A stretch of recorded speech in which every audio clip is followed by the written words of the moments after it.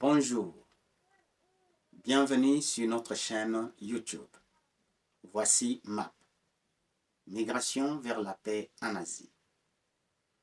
Les demandeurs d'asile en Corée rencontrent chaque jour des difficultés dues à la barrière des langues et au manque d'informations.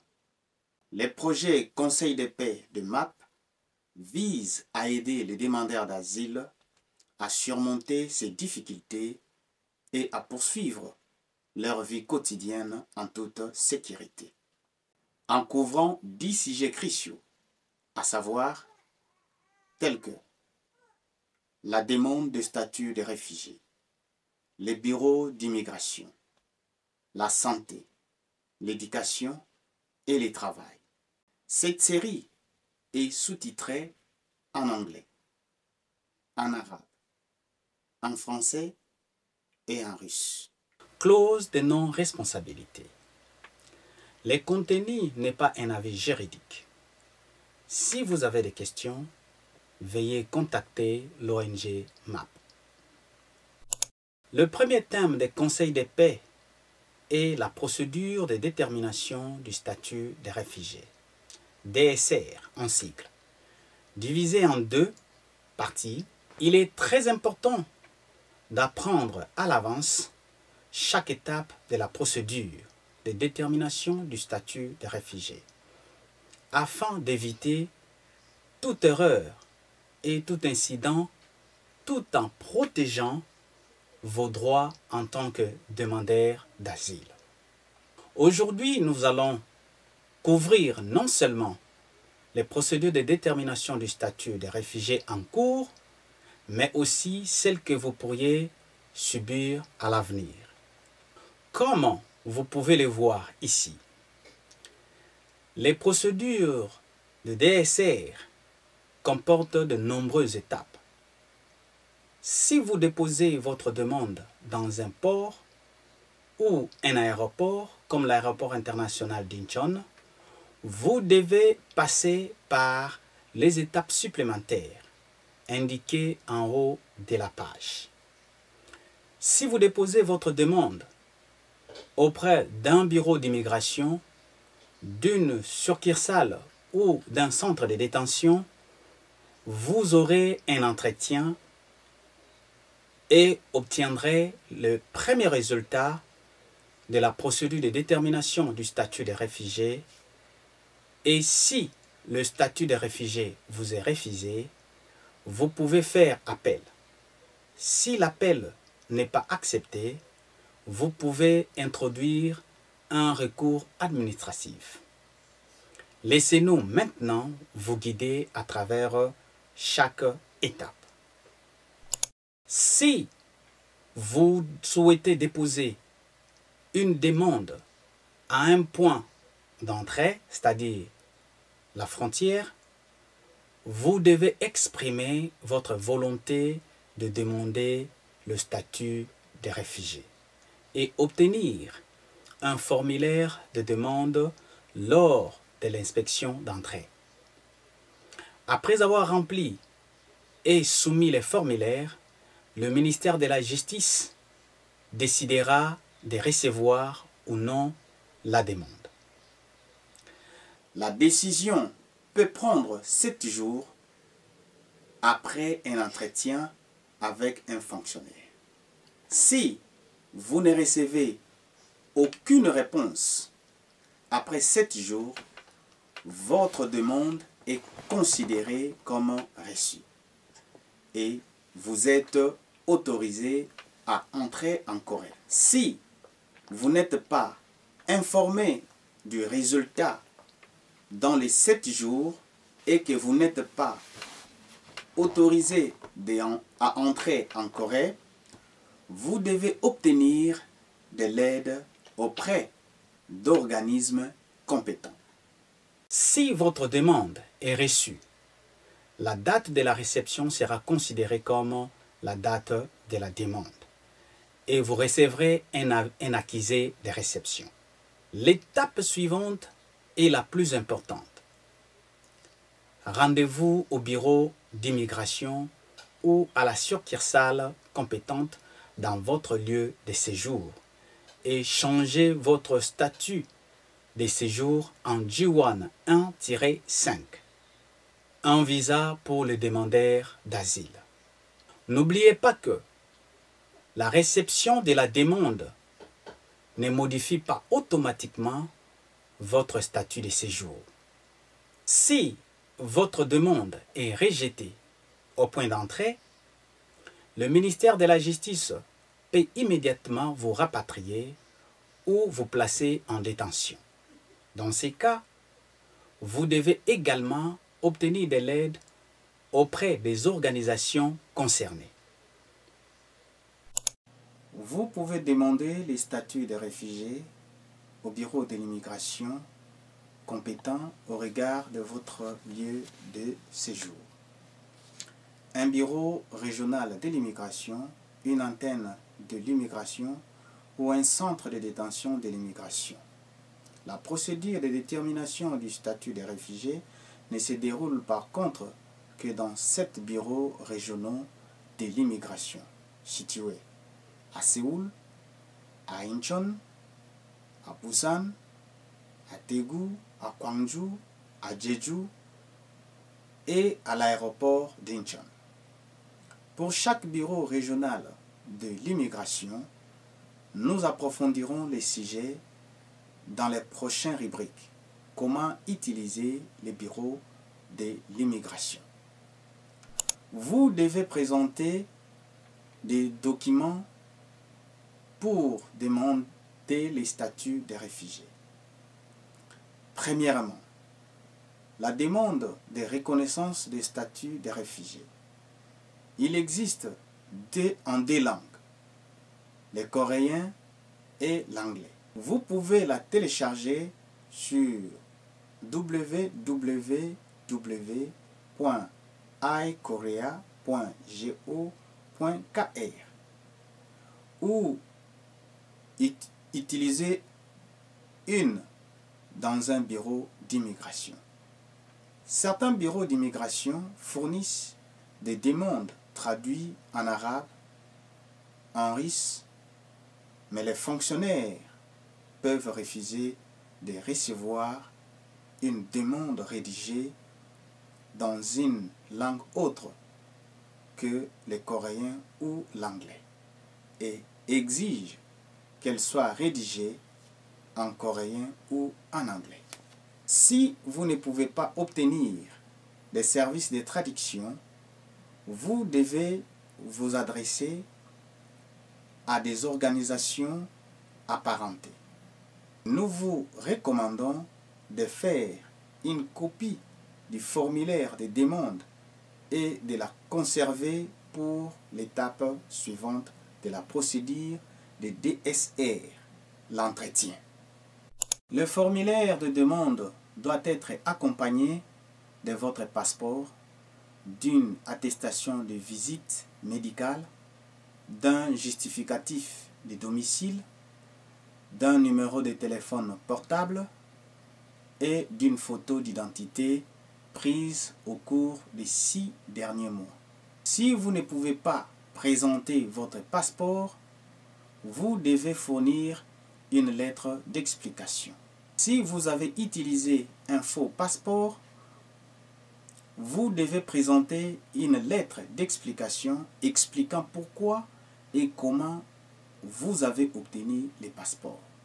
Une preuve d'examen médical doit être délivrée par l'un des organisations suivantes. Un centre de santé public. 2. Un hôpital affilié à la KMTA. Ou 3. Un hôpital désigné par le ministère de la Justice. Les bureaux d'immigration ne fournissent pas des listes des hôpitaux désignés. Mais, sur demande, ils vérifieront si l'hôpital ou l'hôpital de votre choix est désigné par le ministère de la Justice. L'examen médical comprend des tests de dépistage de la tuberculose et de la syphilis. il peut coûter entre 50 000 et 70 000 won. Pour plus d'informations sur les subventions accordées par le ministère de la Justice pour les examens médicaux, veuillez regarder l'épisode suivant. Le résultat de l'examen médical ne doit pas avoir d'incidence sur votre demande de statut de réfugié. Dans les cas contraires, il s'agit d'une violation des droits de l'homme. Dans ces cas, vous devez les signaler au groupe de défense des droits de l'homme. Enfin, dans la mesure du possible, veuillez apporter des preuves de votre allégation de persécution, en plus du formulaire de demande et de 5 autres documents. N'oubliez pas que vous ne pouvez pas récupérer ces documents une fois que vous les avez déposés au bureau de l'immigration. Lorsque vous vous rendez au bureau de l'immigration, apportez avec vous les documents originaux et leurs copies, afin de pouvoir présenter les copies et conserver les originaux. Si vous devez présenter un document original, veuillez en conserver une copie. Au cas où, si vous n'avez pas de copie, vous pouvez en demander une au bureau de l'immigration, moyennant des frais au moment où vous déposez votre demande. La réception de la demande ne modifie pas automatiquement votre statut de séjour. En tant que demandeur, vous devez modifier votre statut de séjour de votre propre initiative à l'aide de l'avis de réception que vous avez reçu lors de votre demande et vous obtiendrez un visa J1 5. Après avoir modifié votre statut de séjour, vous devez demander une carte de séjour. Vous pouvez recevoir la carte de séjour par courriel ou aller la chercher vous-même. De nombreuses personnes ne connaissent pas les codes exacts de leur statut légal de séjour, car leur visa est indiqué comme J1 sur leur carte de séjour. Le J1 5 est délivré aux détenteurs d'asile. Le J1 6 est délivré aux personnes en séjour humanitaire. Le J1 12 est délivré aux conjoints et aux enfants mineurs des titulaires d'un visa J1 6. Les enfants mineurs nés en Corée de parents titulaires d'un visa J1 5 peuvent recevoir le J1 99. Pour information, les personnes qui obtiennent le statut de réfugiés peuvent obtenir le visa F2 4. F2 est un visa de résident. Parmi les membres de leur famille, les conjoints et les enfants mineurs peuvent obtenir un visa F1 16. F1 est un visa de visiteurs et de membres de la famille. Une fois la demande